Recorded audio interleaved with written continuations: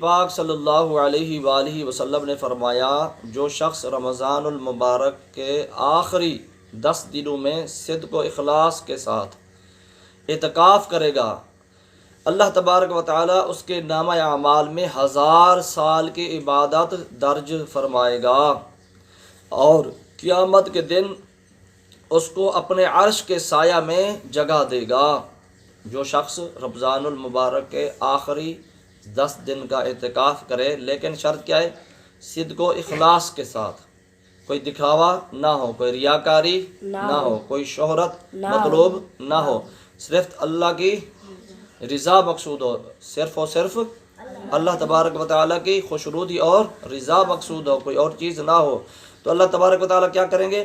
اس کو 1000 سال کی عبادت کا ثواب عطا فرمائیں گے، اور قیامت کے دن اس کو اپنے عرش کے سایہ میں جگہ عطا فرمائیں گے۔